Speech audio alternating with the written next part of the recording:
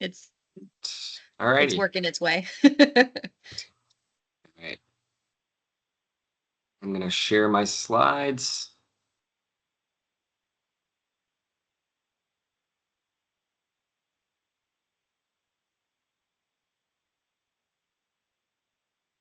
Can you all see this? Yeah. Yep. Okay.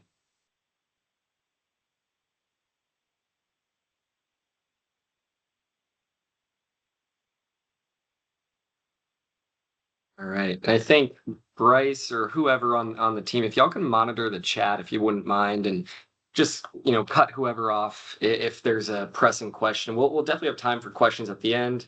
Looks like we have 96 people, which is fantastic. Thank you so much for registering for this webinar, for attending it. I know everyone is so busy right now, and we really appreciate y'all taking time out of your day to attend this.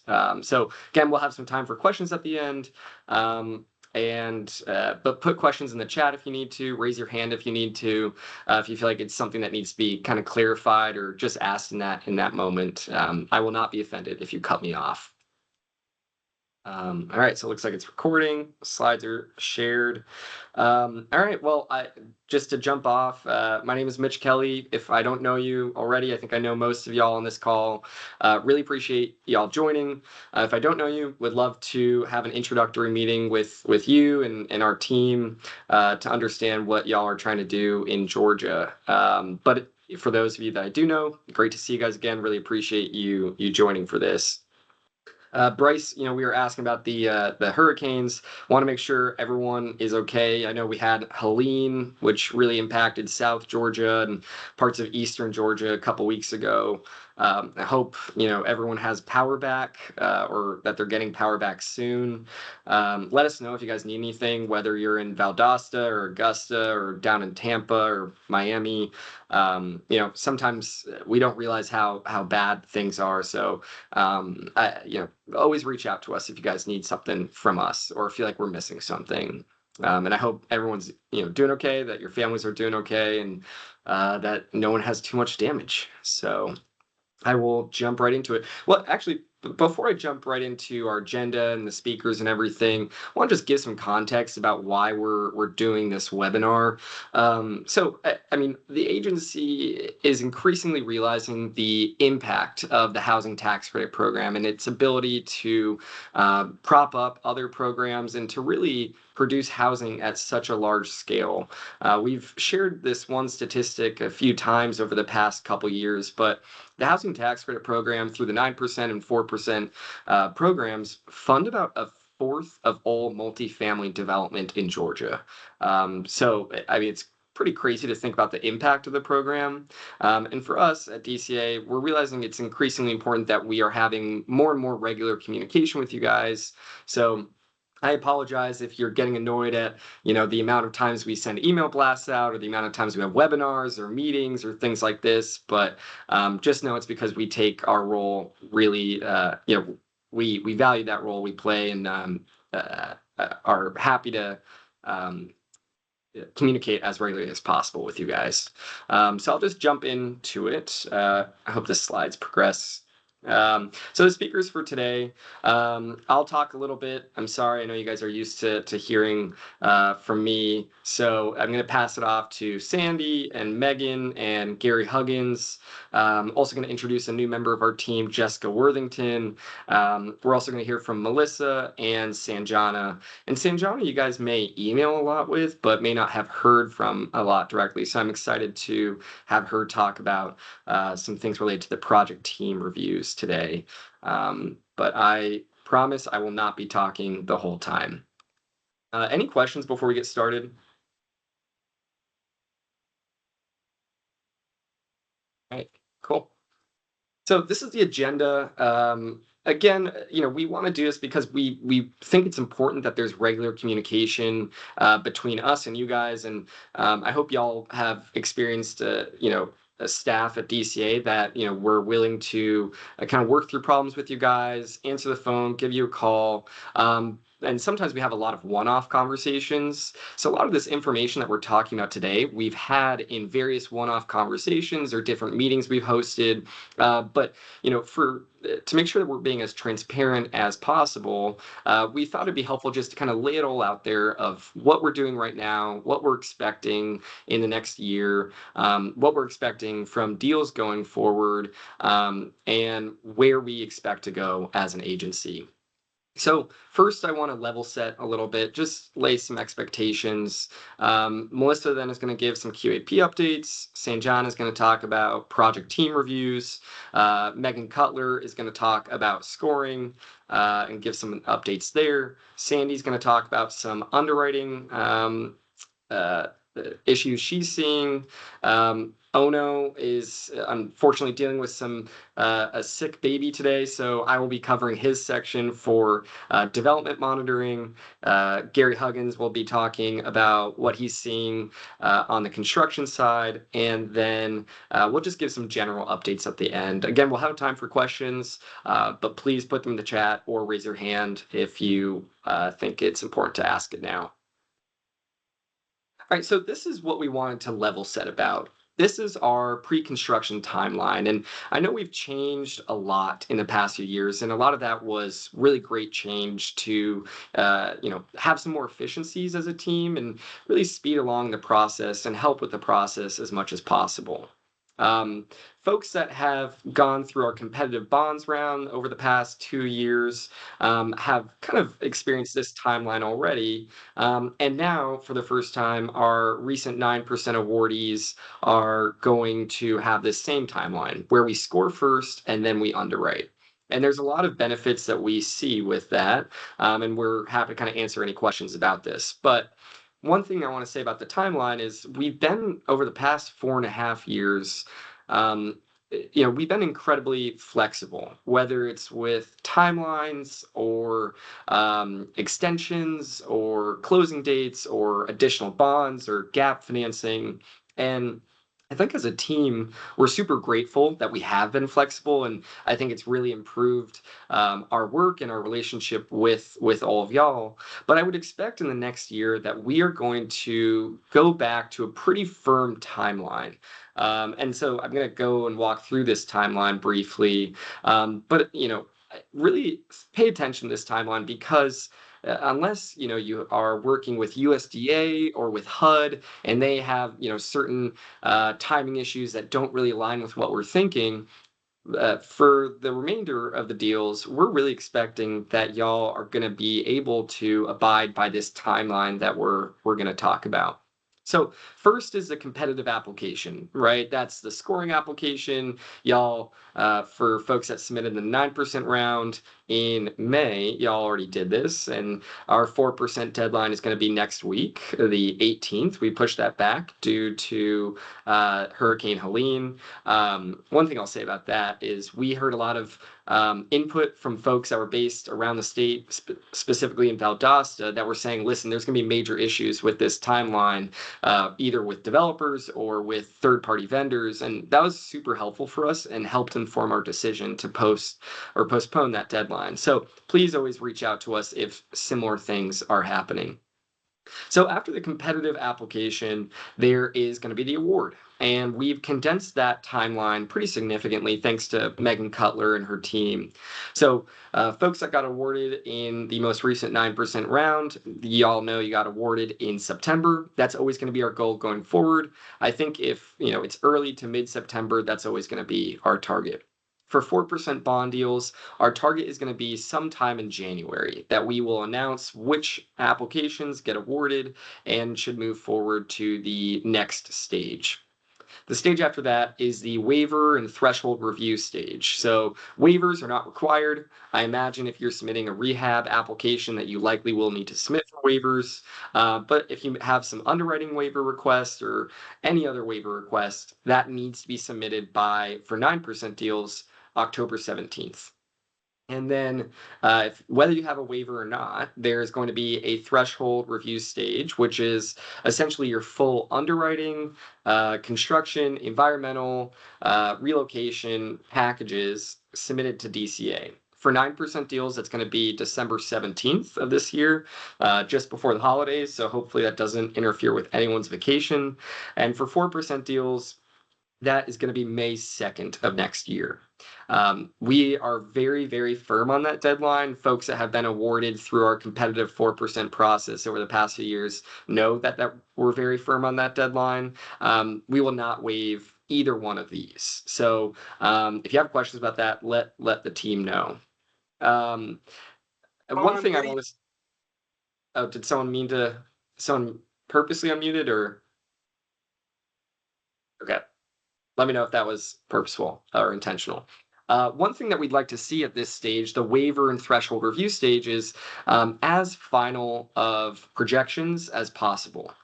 So you should not be coming in at this threshold review stage with underwriting, say, where your average cost per unit is $275,000 per unit, but then by the time you close, that climbs to $375,000.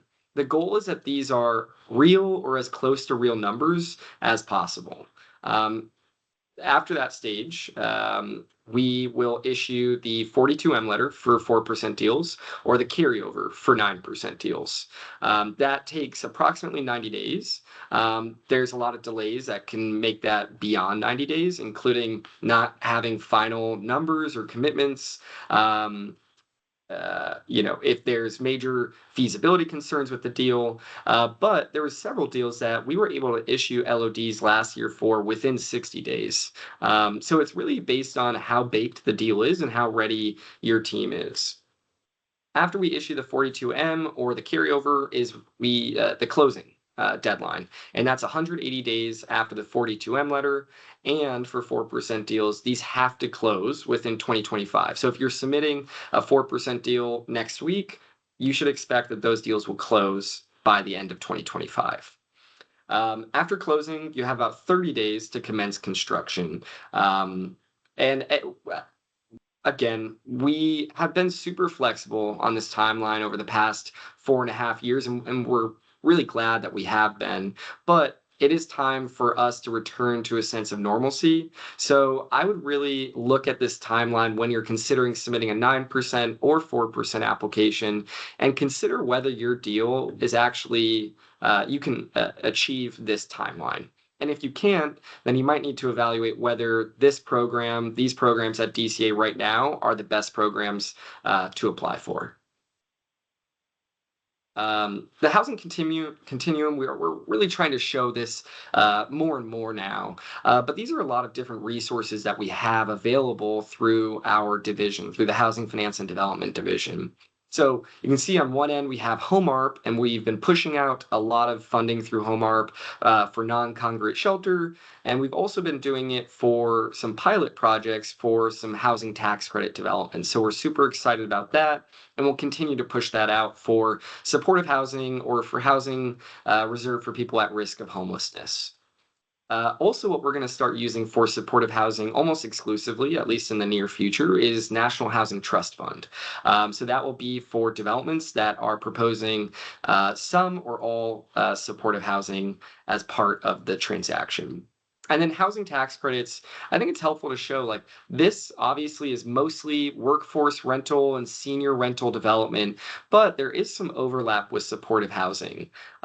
We at DCA are going to continue to use the housing tax credit program, especially on the 9% side, to continue to boost up all of the programs that are available to make sure that we're serving residents across the entire spectrum in Georgia. And then the other funding sources, I don't know if I need to get into too much, but let us know if you guys have any questions about that. All right, I'm going to pass it to Melissa to talk about some QAP updates. But before I do, Bryce, are there any questions in the chat, issues, hands raised? Nothing yet. All right, sweet. Melissa, I'll let you take it over. Okay, thanks, Mitch. Hi, everybody. I am Melissa Florkowski, the Housing Finance Policy Lead. I know I've met a lot of you, especially in the past several months, as we've been doing a lot of QAP outreach meetings. So thanks to anyone who's done that with us. But I'm sure I haven't met all of you, so look forward to doing that in the future. So I'm going to talk a little bit about generally our development timeline for the QAP, as well as some policy priorities that we've started to consider based on our own evaluations of our policies and a lot of input that we've received. So as y'all know, this is our first year, our first 2-year QAP that we're in the middle of, which means we've had a year now to start working on policies for our next 2-year QAP. So our timeline looks a little different than it used to, but it's given us more time to meet with y'all and see what's working, to see if our policies are meeting their intent, and just to do some more thoughtful evaluation of our policies. So this is this year. So this is, you can kind of see what we've done so far this year. We had a round evaluation of the past several years of 9% rounds where we're trying to see things like deal sizes, scoring pathways that people were taking, credit requests, just evaluating how our policies were coming out in applications and awards. We've done some outreach with other HFAs, of course.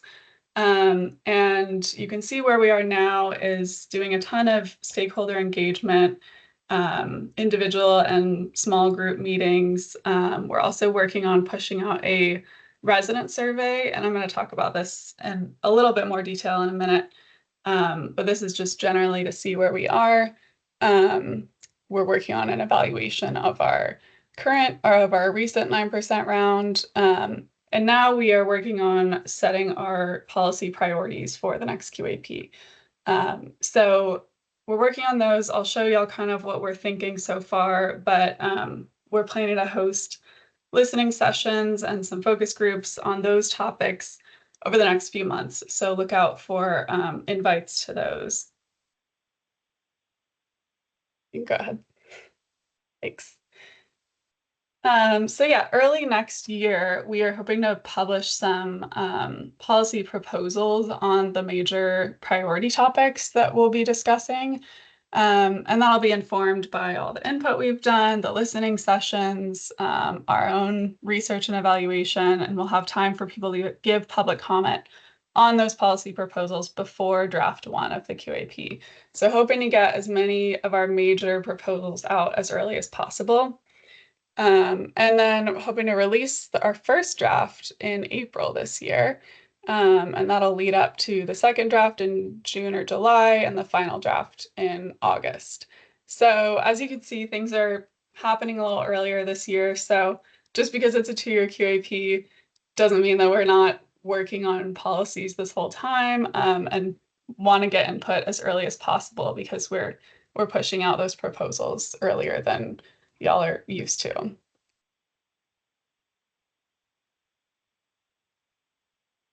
You can go to, yeah, thanks. So this is a little more detail on where we are now.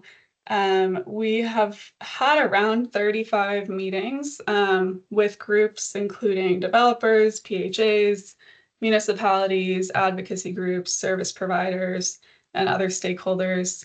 Those have been really useful. We've gotten a lot of really good input that we don't get in these bigger group meetings. So if you would like to have one of those meetings with us, please reach out to me. My contact info will be in another slide. And we are also working, as I mentioned, on priority setting, working on pushing out a resident survey next month. So this is going to be focused not on like property management or compliance, but more on things that will impact QAP policies, like amenities that residents find useful, distances to resources that they find reasonable, safety features, things like that. And a lot of y'all have already heard from me on a 9% round evaluation, as well as planning for listening sessions. We also have this approximate timeline up on the website. I will send that link in the chat when I'm done talking. Okay, so these are some likely priorities, major topics that we're hearing a lot about or seeing a big need to focus on through our evaluation. this isn't an extensive list, and we're very much still open to input. And it's not to say these are the only changes that you would see, but just want to give y'all an idea of things that we've been talking about a lot.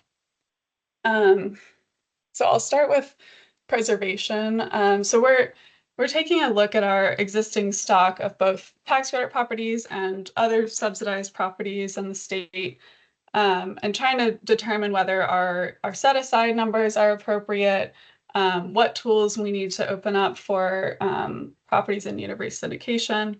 Also looking at what policies and procedures we can tighten up as far as qualified contracts go, and looking at our preservation scoring criteria to make sure that we're prioritizing the highest need properties that are going to have the greatest impact. Another major topic is scoring pathways generally. So we are hearing a lot that a lot of our scoring pathways and our site-based scoring is pushing people to really specific areas of the state within, certain pockets of cities and counties, whereas the need kind of extends into other parts of those cities and counties. So we're working on evaluating this and looking at what policy changes we made last year might be hopefully helping to improve this issue. But generally, we know that we need to revamp our quality education data for sure. We are also looking at expanding distances for things like desirable and undesirable activities, and seeing if there's anything we need to add to that list of activities as well. And then we know that revitalization is a very complicated section. We want to make sure that all parts of that are still meeting the intent. So we'll be looking to hopefully uncomplicate that a little bit.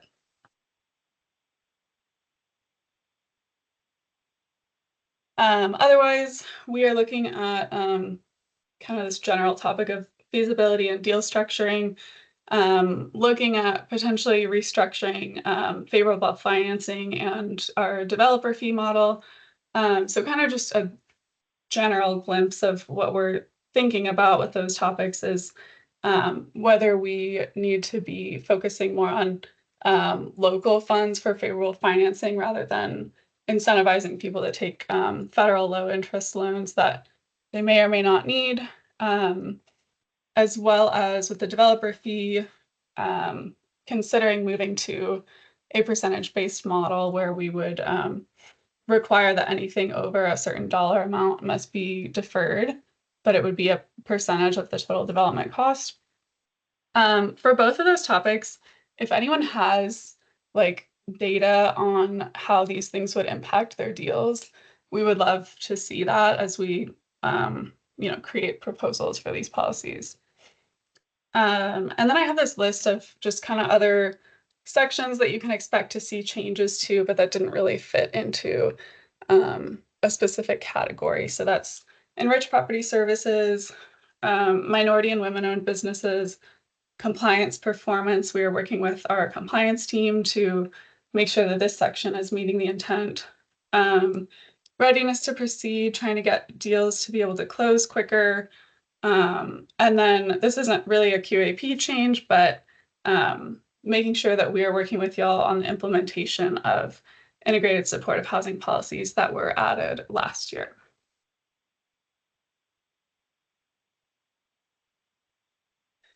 This is just some data we wanted to throw in to show y'all something that we're considering when we talk about preservation needs. So this is just some data that we have on the number of low-income units that are coming close to year 15 that might have resyndication needs. So we're trying to take a look at this and other data to better understand what preservation needs are coming up to be prepared for. And lastly, this is how you can provide input if you have not already. You can complete the survey that we have sent out. You can also, and that survey is open year round. If you would like to schedule a meeting or have questions, please reach out to me. Of course, encourage you to participate in listening sessions on certain topics.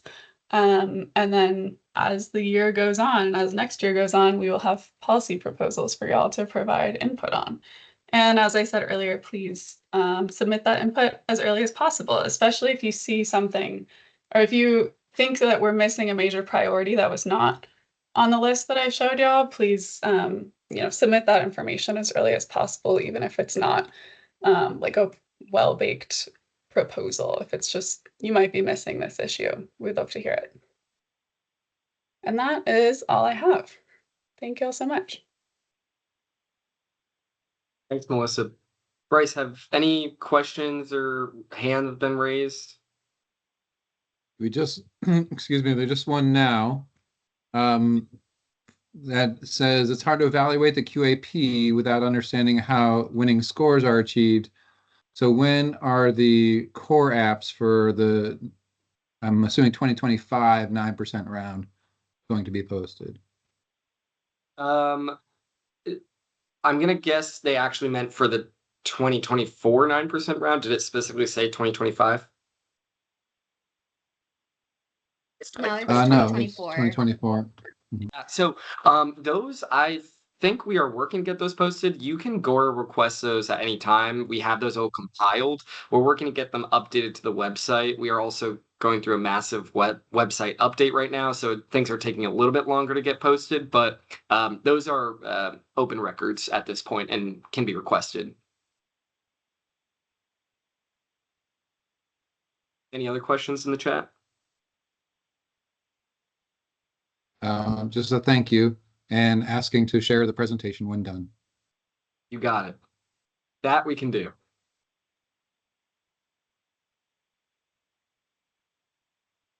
All right, cool. I will go to the next slide and then pass it off to Sanjana.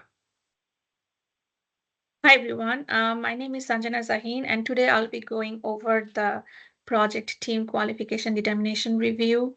We received some feedback that some clarity on this section would be helpful, so I just wanted to detail it here further, really highlighting some of the factors that goes into our decision-making process.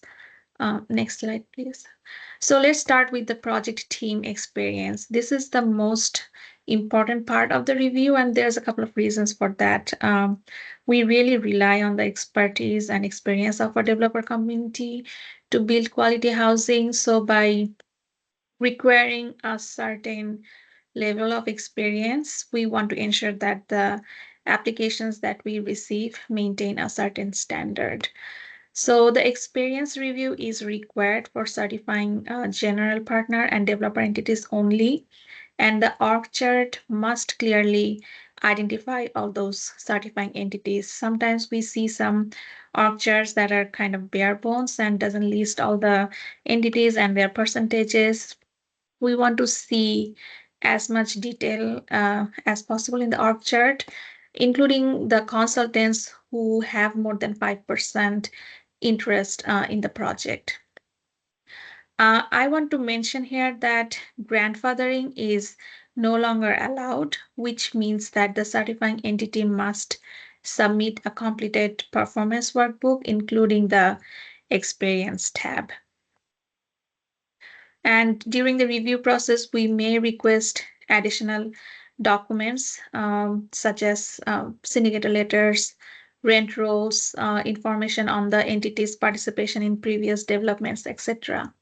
And if we find that the project team doesn't sufficiently meet the experience, then the best course of action for them would be to partner with another experienced entity.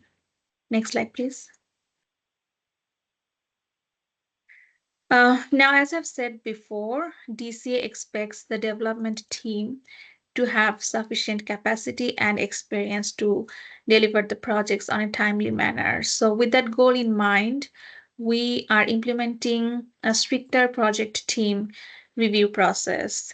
Not only will we look into the experience of the project team, we will also look into their capacity, such as the number of projects currently under construction, their ability to meet established timelines and their experience in similar developments in terms of size, complexity, etc. So just know that we may ask questions and we may also ask for additional documents during the review period.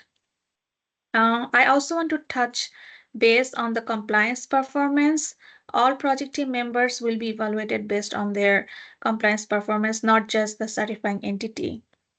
And if during evaluation we find that there's some non-compliance issues, then we'll put a condition on the determination letter, and those non-compliance issues must be corrected within the DCA suggested time period. Next slide, please.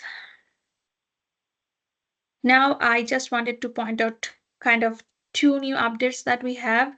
The first one is difference in the review process between the 9% and 4% round. So if you come for determination during the 9% round, we are going to ask you a question that, are you planning to use this determination for both rounds? And depending on your answer, we may adjust our review process. So if during the 9% review, we feel that the project team is qualified for the 9% round, but we do have some reservations of them participating in the 4% round, then we may put that as a condition on the determination letter. And that leads to my second point, which is we are prioritizing transparency throughout the review process. So if you feel like our determination is not correct, or if you have some questions, concerns, you can reach out to us anytime, and we are happy to work with you on that. And we also encourage you to reach out before submitting the QD package if you have any questions. I will be your main point of contact, so feel free to reach out to me with any questions related to the project team. And lastly, I want to remind everyone that this project team determination process these requests are accepted on a rolling basis. So you can come anytime, but there's still a deadline. So if you're planning to submit for the 2025 9% round, the deadline for that is March 14th, 2025. And this submission is not optional, which means if you want to participate in the 2025 9% round, you must submit before that deadline. So that's all I have today. Mitch, do you have anything else to add? I don't think so. I think you covered it. I'm looking in the chat to see what questions. Bryce, do you have that up? Yeah, just asking how many projects are required, I guess, for probationary status. I don't know if that's something you can answer. So the number of projects required for both qualified and probationary is same, which is 5 projects, but for probationary, you don't need to have the minimum ownership requirement, which is 20%. And for probationary, what you have to demonstrate is that you were actively involved in the development of those 5 transactions from start to finish. So that's kind of what goes back to Sanjana's point about transparency. If you have questions about what that is, feel free to reach out to Sanjana and she can kind of share that with you. And Sanjana, I don't know if you want to share some things you might look for to demonstrate, experience on the probationary side. Do you mean right now? Yeah, I mean, if you're able to right now, but if not, folks can circle up with you, whatever you prefer. I think it would be better if they just reach out to me with any questions. And Sanjana's email will be available at the end of the presentation as well. Cool. Thank you. Thanks, Sanjana. Let's see, do we get any other questions? All right, cool. All right, Megan Cutler, I think this one is you. Yep. Hello, everyone. I'm Megan Cutler. I am the Senior Allocation Manager in the Office of Housing Finance. So my team manages both the QAP development and the competitive rounds. Next slide, please. So just a quick snapshot of our applications and awards from this 9% round that we just closed out. On the left, you have all of the applications, obviously too many names to include all here. And then on the right, you've got your awarded applications as of right now. We received 72 applications and have done 27 awards. For about 38% of all applications funded. So still pretty competitive. Those awards fell within 23 counties and 25 cities. We had slightly less units than previous year, which I don't think anybody is surprised by. For 1,544 total and 1,458 low-income units. So not down too much, but still, on a slightly downward trajectory. We've allocated 30.7 million. And we've received 3 reconsideration requests that we are working to schedule right now. So if you are waiting to hear from us, thank you for your patience with, Tommy heading out. We had to kind of reorg and figure out who's going to be part of these meetings. So we really appreciate y'all being patient with us while we figure that out, but you should be hearing from us very soon. Next, please. All right, so just some info about the 2024 9% threshold application. So those of you who were awarded received a select letter that has, all of these instructions, but just some reminders for y'all. We sent out the Excel versions of the competitive application workbooks to all of the awarded applicants. And these are what you should be submitting with your threshold application. So rather than, downloading again from the website and filling out a whole new application or any of that, you'll just be updating the one that we've returned to you. If you do make updates, we need you to clearly indicate any changes that you've made, include a clear explanation of what that change is and a justification for the change. And we've locked the scoring tab. There can be no changes to the scoring tab as that is all set already. Next slide, please. And at the waiver request and threshold application point, I get to pass you guys off, love you, but your contacts are Stephen Barrett if you have any technical issues with Excel. And then the relocation team, environmental team, and your assigned underwriting and construction contacts. So those are all listed in the select letters as well. So you've got your relocation and environmental team full emails, and then you have your specific assigned DCA staff for underwriting and construction. And those will be who you should reach out to generally for any questions about waivers or threshold. Next slide. So just a little snapshot of our intent to apply. We received 80 surveys within 46 different cities, 56 new affordability and 21 preservation. For reference, we usually end up receiving about 20 to 30% less applications than we do intent to apply surveys, but that's no guarantee that that's what's going to happen here. So trying to give you some idea of what might happen, but there's really no guarantee. And then our projected timeline, which is subject to change, but we will do our absolute best to stick to, is mid to late January for final award announcements. So just a couple quick reminders for readiness to proceed. If you had a 9% application, you may have received, some preliminary feedback about this, but the documents that you should submit need to be valid documents. Just because we're not doing a full threshold review where we clarify any issues or questions we have, they still need to be legitimate documents because the idea is that you are ready. So, giving us that's just something is not really what we're getting at here. We want you to be ready to move forward if you're awarded. So your documents should not be expired or outdated, and they should meet all of the applicable manual requirements. Some examples are your unit mix is accurate, reflects your core application. Your capture rates are accurate and appropriate. Your documents are executed where it's specified. So we really do want you to be giving us full, legitimate, real documents. Just want to clarify that for everyone. We really are looking for you to be ready, not just able to provide, a piece of paper that says some stuff. Next slide, please. All right, and then just a little PSA for y'all. We really don't like deducting points. We really hate it, actually. We want to evaluate these applications based on, what's actually there and what's going to be there, not, technicalities around documentation.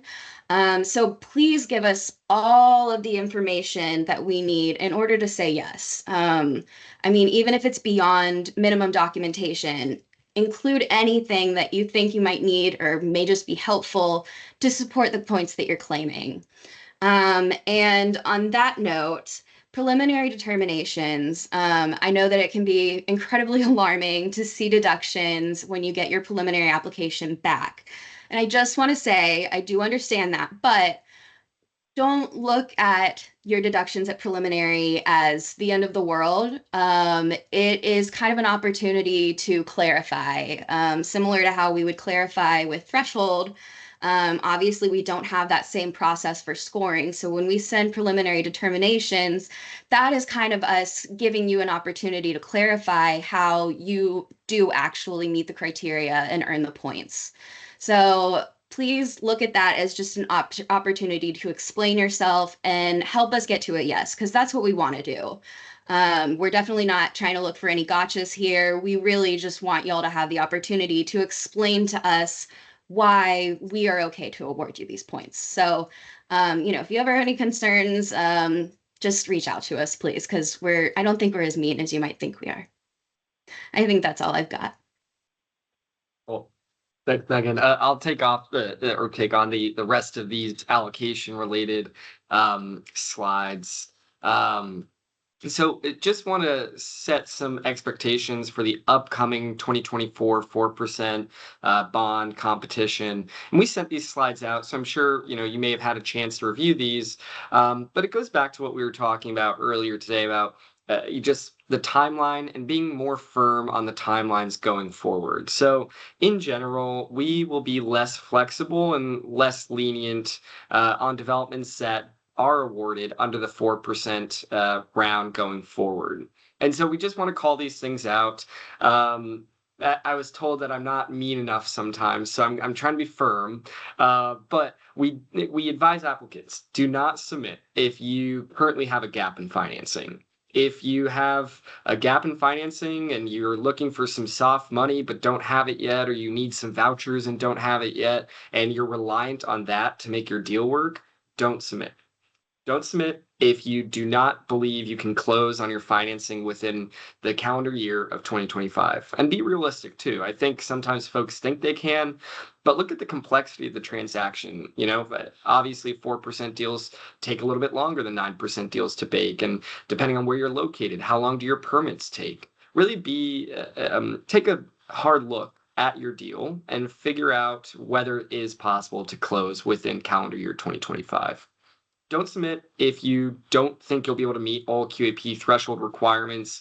Obviously, we have a waiver review process. Gary Huggins is going to talk a little bit about things that he would consider, things that he commonly sees, and you can reach out to him if you don't see a specific waiver listed. But you need a plan to meet all of our QAP, construction requirements, environmental requirements, relocation requirements, and especially our underwriting requirements. Just because we award you in January does not mean in May when you come back in that we're not going to care if your DCR is below 1.2. So don't plan to submit unless you meet all of our QAP requirements. And then lastly, don't submit unless you're confident that the requested private activity bond or tax exempt bond amount that you're asking for next week if you're applying will be enough to meet the 50% test in a year from now. And we'll come back to the private activity bond kind of issue, but when you submit next week, that dollar amount of bonds that we're earmarking for you should be enough bonds to get you the closing table in a year from now. And then going forward, we do plan to impose penalties on applicants who either withdraw their competitive award, which we had a few folks do over the past few years, or do not close on their financing within that calendar year. So just a heads up about this. Again, we have been flexible for the past 4.5 years. We're glad we've been flexible. And for the first 2 competitive bonds rounds, we thought it was important to be flexible given the kind of the uncertainty and the changes that were occurring. But going forward, just know that there will be penalties if you get awarded the deal and you say, actually, I'm not going to move forward, or if you don't close on your financing within that calendar year. And then the last thing I'll say about just scoring and allocation, we sent out notice in our email blast about 2 weeks ago. We are planning to use the general set aside in the 2025 9% competitive round, which is outlined in the QAP. We did not use the general set aside this year. We don't plan to use it, but we do plan to use it for up to 2 deals next year. And what we are doing is going to be awarding the highest scoring single site supportive housing developments that are submitted through the competitive round. Supportive housing has been a huge priority for us over the past couple of years. And again, we recognize that the housing tax credit program has the ability to really boost that supply where there is a huge lack of supply and resources available.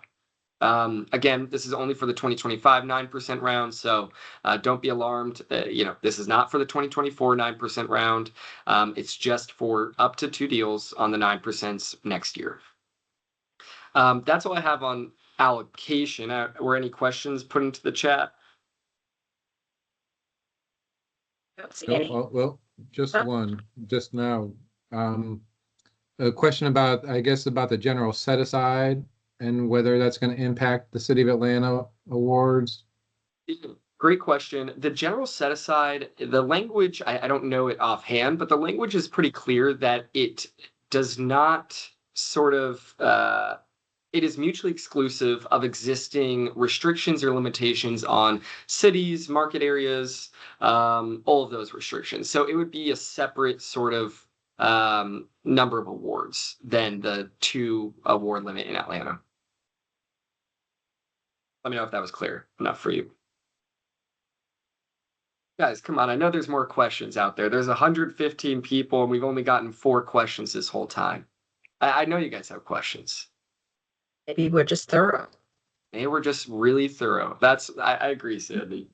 Cool. I will pass it to Sandy now. Hi, everyone. My name is Sandy Wyckoff. I am the Senior Tax Credit Manager here at the agency. And I know my was that someone earlier, somewhere earlier, I heard someone say, look, help us get to yes. So apparently I have a few things to discuss where you've kind of helped us get to yes. So next slide, Mitch. So some of the things that we have been saying no to is because the first one is the escrow of taxes and insurance. So we are getting to yes, and we are going to allow a maximum of 12 months to be included in the development budget, unless your LOI requires more. So really, if you're going to use the 12-month amount, it probably should mirror what is in your operating expenses. Seller notes. In the past, I know we put out a Q&A probably a couple of years ago where we talked about that seller notes were allowed, but not for developments that had an identity of interest. We realized that this is a financing tool that a lot of developments need to use. So we are allowing you to have a seller note if you have an identity of interest. We are just going to make sure that we are looking at your appraisal just to make sure that the amount that you are paying for the development or financing the development kind of aligns with the appraisal. building identification numbers. We've become aware. Usually we look at your conceptual site plan to kind of make sure that the number of bins that you're requesting aligns with the conceptual site plan. And I know in emphasis, we also ask how many residential buildings that you have. But sometimes we're realizing that doesn't align up with the number of bins that you actually need. Recently, we had a development to come in that said that they were utilizing firewalls, and they needed additional bins, and that was to help with the delivery of the credits. So we don't have anything in our application right now. We're going to make some changes in the future, but if you do require additional bins, kind of just put it in the comment section or communicate with the underwriter that's listed in your award letter. And that's just to help us not have to redo the LOD, or you have to come in for project concept change in the future. So just help us help you. Commercial space. This has been a hot topic. I know a lot of urban communities require commercial space, usually at the bottom level of the development. We are going to allow that you include those in your development budget. But what we will be sending you, if you have that commercial space component, is a development budget that will be coming from your underwriter that is assigned to you. And what we're really trying to determine is that non-DCA resources are financing that portion of the development. All of our funds should be going to more of the units, the affordable component of the development, and we're just trying to make sure that no DCA financing is financing the commercial space. So with that being said, the commercial space is not allowed to no debt deals. Letter of determination dates. We're trying to be consistent in our dates, with the exception of USDA and HUD deals, because we do understand that they have more of a lengthy process, and sometimes they need a little bit more grace in the dates and the deadline dates. So what we're trying to do is just make sure that all of our letter of determination dates are the same. So if you need an extension, if you are not in a HUD deal or USDA finance deal, is that come in once your development is, 50% of construction, 75% of construction. Talk to our development team and kind of let them know the justification for your request of an extension, because we're really trying to mirror the IRS statutory deadlines. As far as our underwriting timelines, our goal is 90 days. I know sometimes that is not always the case, but we are sending out clarification letters or clarification emails, so to speak. But make sure you communicate with your underwriter. Make sure your deal counsel's out. Give us commitments that haven't expired. Just help us help you, because we want to get these deals off the board. I still have a 2020 deal. I still have a couple of 2022 deals that we're trying to work through. And here we are getting ready to get 27 more of the 9% 2024 deals. So we really want to kind of just keep the ball rolling, so to speak, and just make sure that we are helping you meet your timelines and you're doing the same for us. I think I have one more thing on one slide, and this is something that we're having discussions about, and it's for resyndication deals. I think we had an income averaging policy that was on our website, and it talked about if you have a 40/60 set aside, usually that's what people choose, that you're ineligible to change your tax credit election to income averaging. I've had a couple of meetings with developers, and we hear you. So we are having those internal conversations. We are talking to outside tax credit counsel, as well as our legal counsel that's inside of DCA, and trying to get to a happy place where we feel comfortable making a change.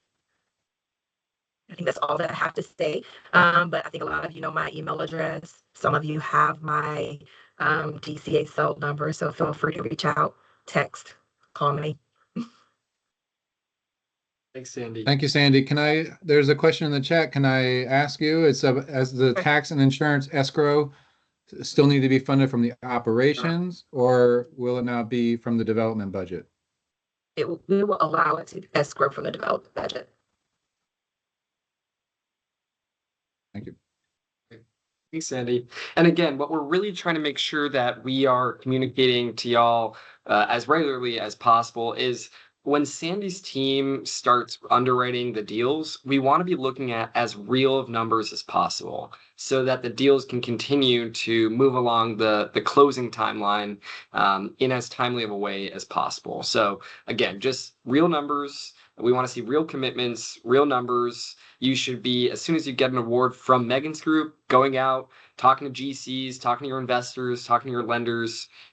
We want to be seeing real numbers at that stage.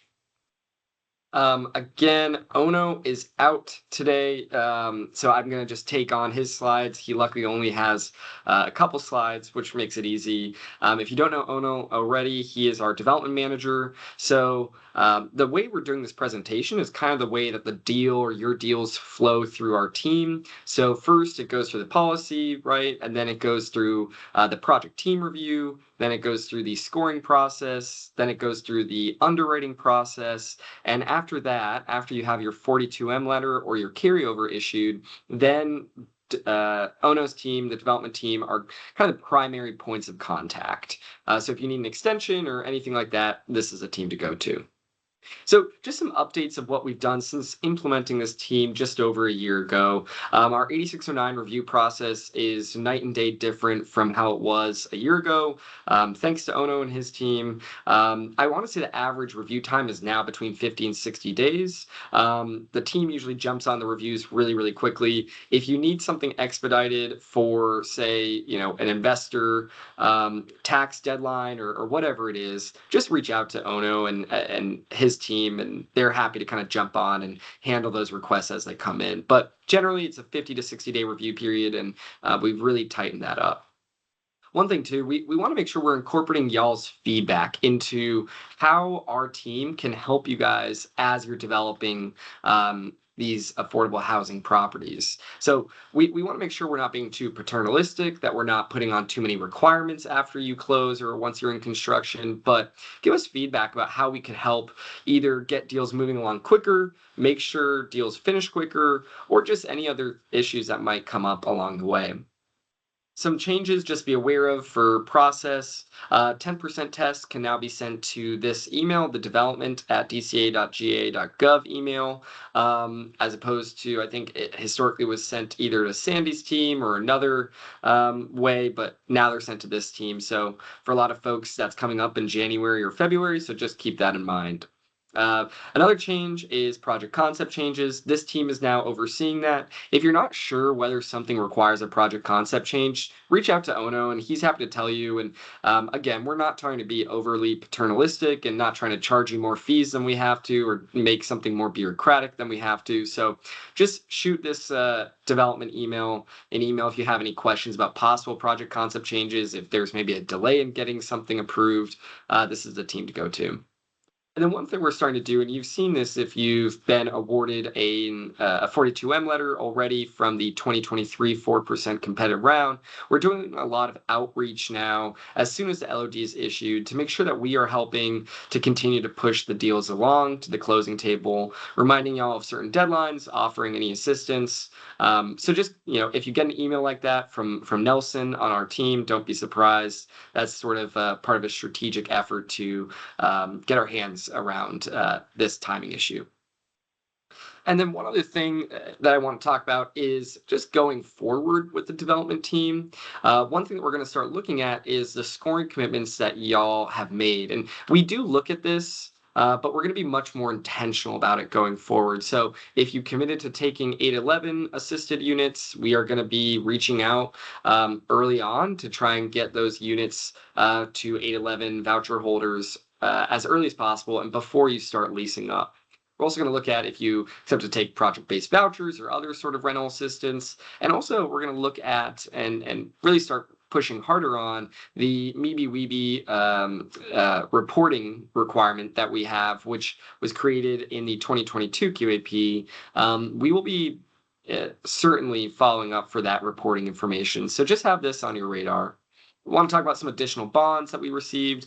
As of 2 weeks ago, we received 19, or we had awarded 19 developments, some supplemental bonds. I think the number has gone up by 3 since then. The average bond amount went down from last year for supplemental bond issuance, which we're happy about. It's about $2.5 million. So if you came in for additional bonds and you requested a lot more than $2.5 million, I would examine and really be a little bit more firm on estimating your numbers going forward. And then lastly, additional bonds next year. We recognize that 50% test is a major hurdle, and we want to avoid developments failing that at all costs. However, we don't know if we'll have additional bonds every single year to award out for supplemental bond issuance. Our single family group is becoming much more strategic, much more aggressive than they have historically have been. A lot of y'all probably saw that article in the Business Journal about Governor Kemp authorizing $600 million or up to $600 million. Our single family groups, very strategic right now, and that lowers the amount of multifamily bonds that we might have available. We're always going to shoot for at least $600 million on the multifamily side every year. Last year, or this current year, we got $750 million. I don't know if it will be $750 million next year. I would be surprised. But again, we may not have enough bonds for supplemental bond issuance. So y'all are going to need to figure out, your estimates on the front end as much as possible. And then lastly, we're going to have some more coordination as the deals are reaching further and further along in the construction process. So once your development is maybe around 75% complete, we're going to start integrating this information into emphasis, which Gary Huggins will talk about. We're going to start to do some outreach to y'all's teams to talk about your scoring commitments. The 811 units. Let's get 811 voucher holders into some units. We're also going to be talking about some maybe opportunities for groundbreakings or grand openings, ribbon cuttings, or other ceremonies that can be used as a really great educational opportunity for communities and leaders across the state. So just keep an eye out for all of that. Were there any questions in the chat?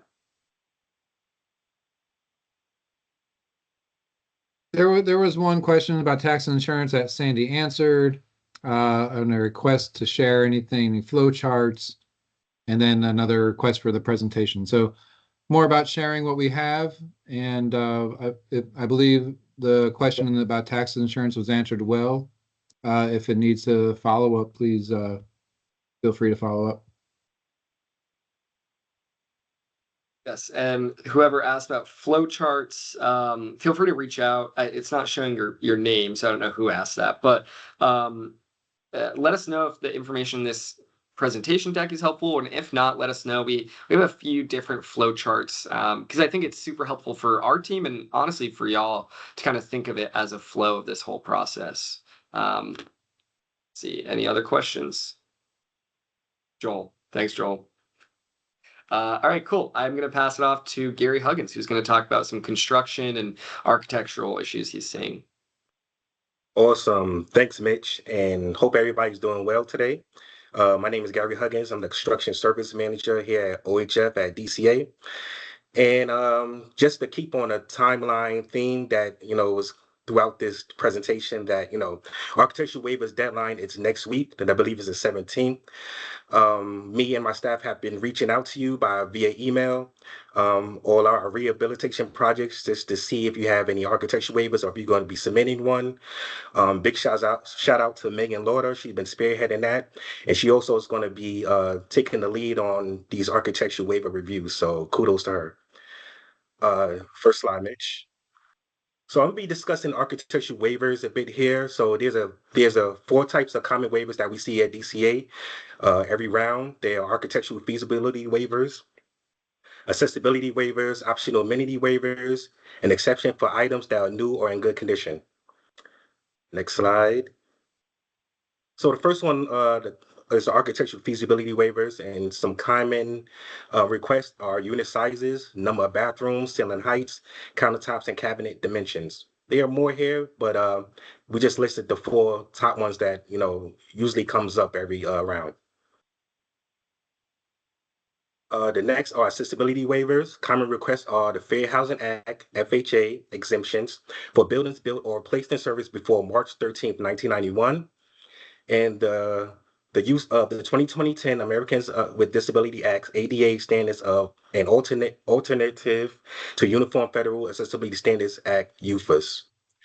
Also, I want to just shed light on supportive housing upgrades. If you're looking at accessibility manual, page 15 of 40, we have some stuff there that, if you just decide to go above and beyond accessibility manual standards or just state or federal regulations, that's a couple of things that you can keep in mind. And just please let us know if you go above and beyond. Let us know that you're going above and beyond, because we really want to highlight those projects and showcase those projects. In next slide, Mitch. Optional amenities waivers. Amenities that are not included in our QAP architectural manual, only considered to replace an additional required site amenities, not a required amenities, additional required site amenities. And pools are allowable, but not to be accepted as an optional amenity. Get that question from time to time. Next slide. So architectural waivers for new and for stuff in new in good condition. So common requests are items with 15 years or more of useful life remaining and in good condition. So some common requests are for roofs, siding, walls, doors, floors. It's usually the more bigger items that this request comes in for. So backup documents will be included P&A within 6 months of pre-application, invoices, and warranties. Next slide. So other comments for architecture waivers are anything outside the waiver category mentioned will likely need additional vetting. So that would be scope, because we want to vet out, scope, impact, unintended consequences, tendency, age, property, and etc. So it just be helpful for us to be able to get those architecture waivers and be able to vet those out and just speak with you and just to look at those architectural waivers a bit harder than what we normally do in the timeline that we are given to review those architectural waivers. So if you are unsure about architecture waiver, please contact me prior to your competitive application submission. That could probably save you a lot of money in the future. Next slide, please. So for architecture manuals for minor revisions for the 2025 architecture manual cabinets, material additions, and DCA approved the many additions. So just look forward to that. Larger revisions for the 2026 architecture manual are coming. Roundtables for the 2026 architecture manual revisions and additions are coming. We encourage contractors, architects, and vendors to send any modern construction technology specs that would benefit DCA's LaTeX programs. And you can send that to my email. Set up a meeting with me. And one thing too, I'll say is if you guys have other minor revisions that you might want incorporated into the 2025 architectural manual, reach out to Gary about those as well. Those are just the 2 that we're kind of thinking about right now that we need to get in there. Right. So lastly, I want to talk about inspections. If you don't know, DCA has changed our inspection policies a little bit. So DCA approved inspection companies will contact your project team to schedule a minimum of 4 site visits per project.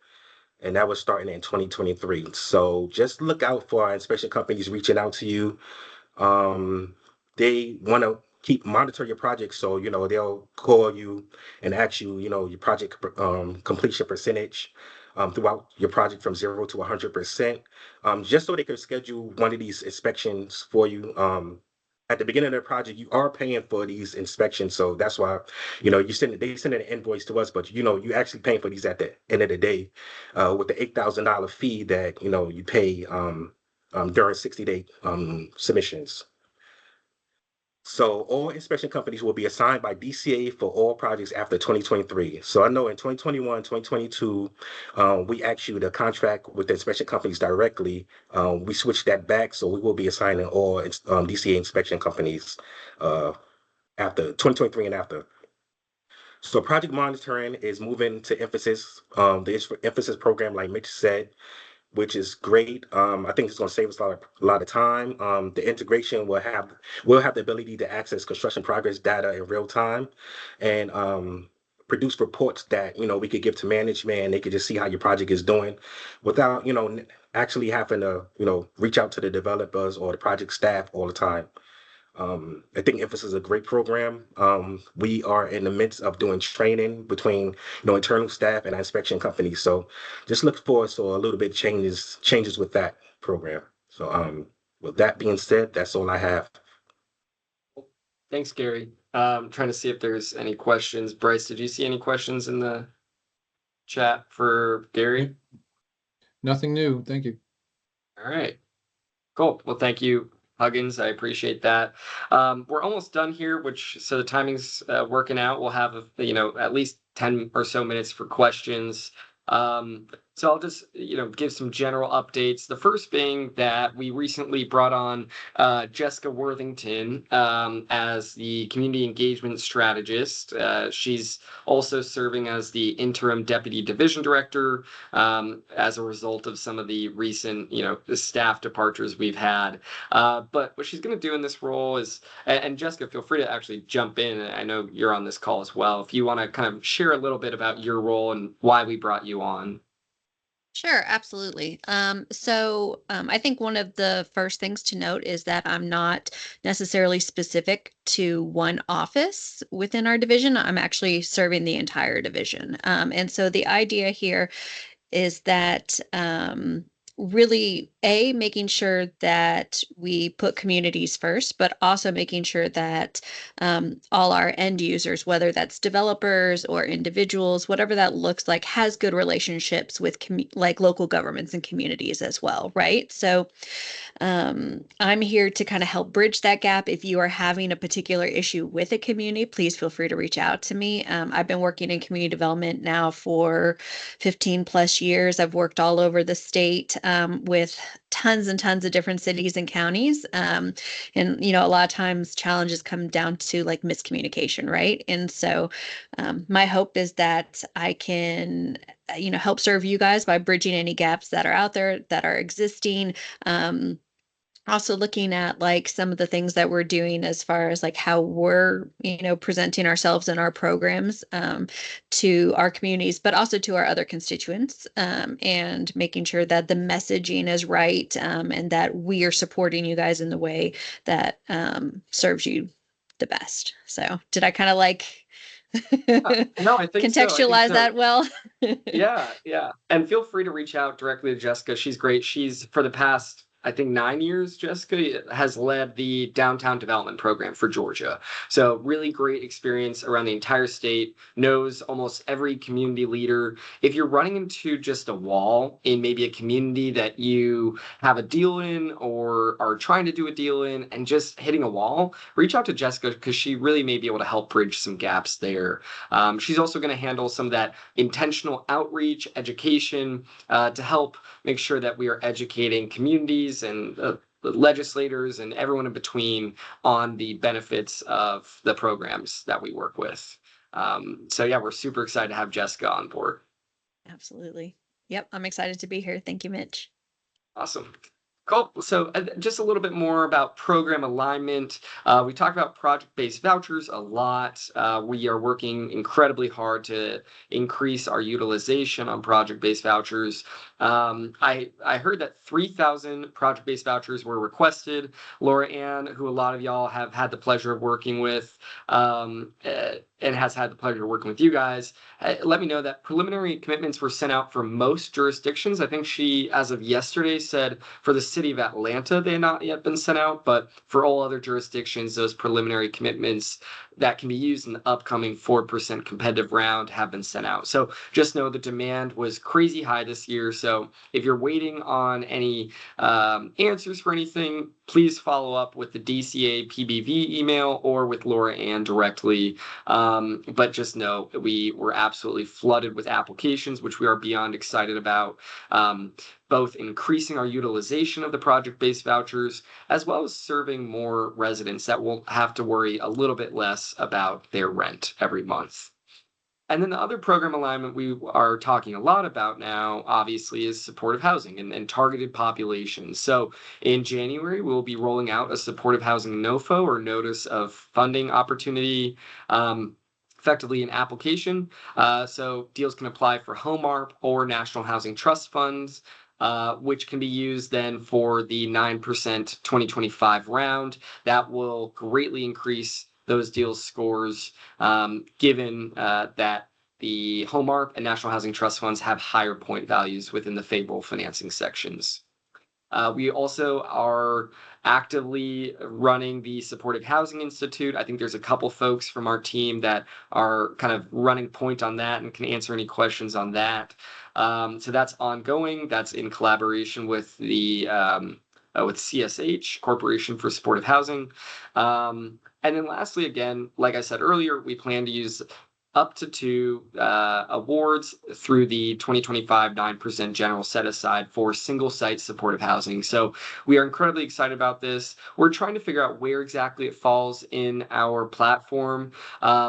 And I think for right now, we are very laser focused on sort of propping it up as much as possible within our 9% housing tax credit program. So we're excited about it. Would love to hear thoughts or input, but we are excited about this increased program alignment that we've experienced over the past 1.5 or 2 years now. All right, this is what. Well, I don't know. Nothing on the fund now. Can I add one thing, Mitch? Whenever he gets done trying to be productive. Can someone, I don't know if people are purposely muted or unmuted. I heard someone had a question. Yeah, hey, this is John, Mitch. I just wanted to add one thing, which is that it is not a requirement to go through the Institute in order to apply for the supportive housing NOFO later. So I just want to encourage anyone who's working on a supportive housing development to know that if you didn't participate in the Institute, that doesn't disqualify you from applying for the NOFO later. Well, and Mitch, in addition to that the Home ARP units, you don't necessarily need a full-on permanent supportive housing development, that it can be traditional rental housing. Just know that there are specific populations that are going to have some needs, but not extreme needs. So just to be prepared in those situations. So we can go ahead and have conversations regarding either of the programs if anyone wants to reach out and let us know so we can explain further if they have any questions. Awesome. Great. Thank you, Alona. So that was Alona Nagy and John Stovall, who are both kind of running point on all of this, and they're great to work with. So I recommend reaching out to them if you guys have any questions. And by the way, the Institute had the first kickoff this week, and it was super well attended. There was a lot of great energy. And so CSH was super impressed with Georgia's turnout this week. So, yeah. So just wanted to say that. Yeah. That's awesome. Cool. Any other questions on this? We're almost done, so maybe we can take questions in a minute. So upcoming deadlines and meetings. Again, the reminder, the 4% deadline was pushed, the competitive deadline was pushed to next week. So next Friday, 5 p.m. Eastern Standard Time. If you don't get your application in by that time, we will not accept it. We have an ongoing monthly condo minimization working group. We are really enjoying that. We're getting great feedback. If you'd like to join, I think we send that information out in our email blast. You can reach out to Bryce for that information if you'd like. Also coming up, and I'm sorry that this is the day before the competitive 4% deadline, is the 9% waiver deadline. That's only for deals that have or are requesting waivers from DCA. And then the threshold review submissions are due by December 17th. But again, as soon as you have that complete package ready to go, I'd recommend submitting that to our team so that our underwriters and construction staff can just jump on it. As Melissa talked about, we'll be doing some QAP listening sessions in November and December, so dates are forthcoming on that. And then the 2025 QAP workshop, more information is forthcoming on that as well. And then last slide of content, and I appreciate y'all sticking with me sticking with us for an hour and 20 minutes now. But just some calls to action. Like, what are things that we're asking specifically for you guys to help us with? First, highlight your properties. We are getting ready to prepare our next impact report. We're super excited about it. Send any high resolution images to myself and Jessica, and we'd love to incorporate it into our impact report if it makes sense.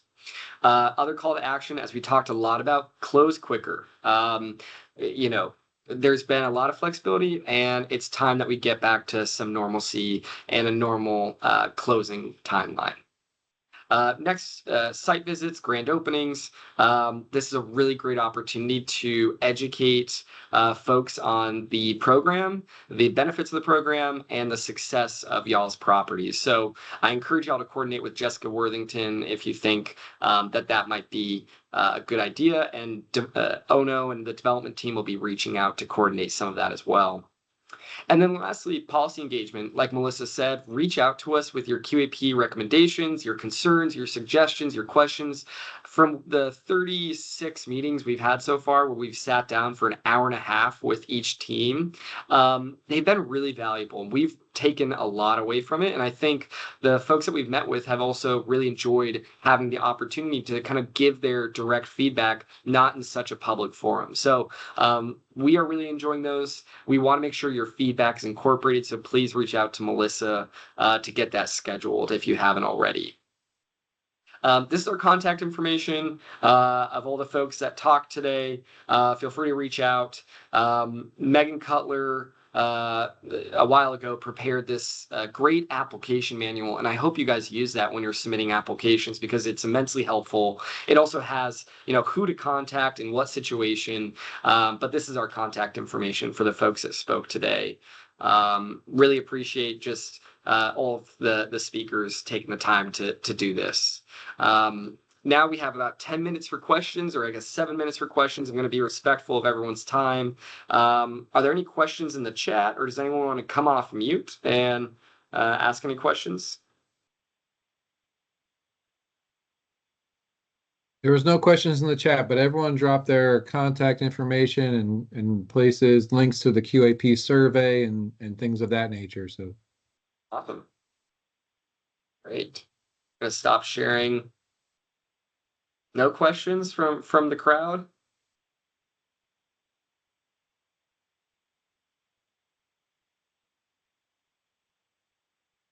Concerns? Complaints? Mitch, this is, I have a question for Gary, and can he restate the deadlines for the waivers next week? I believe it's the 17th. I think that's next Thursday. Yes, it's for 9% awarded developments, it's Thursday the 17th at 5 o'clock is the deadline for any waivers, whether it's architectural or underwriting. Did we post what we expect the 4% deadline would be? In your second slide, maybe. When we will announce awards, you said, or is that what you're referring to? No, waiver deadlines. That is in the QAP. I believe it's February 28th for 4% awarded developments. February 28th, 2025. Okay. Thanks. Thanks, Ben. Any other questions? There's still 91 people on here, so I imagine y'all are waiting for someone else to ask a question or something, but. Hey, we got one. Thank you. We got one. Thanks. To all celebrating or observing Yom Kippur, I hope that fast is not too difficult for you guys, and for everyone having some weekend plans for a long weekend. I hope you all have a great long weekend and relax. I think everyone in this call needs to relax a little bit and sleep a little bit, so I hope everyone does that. But really appreciate you guys and your time, and we will talk to you guys soon. Thank you all.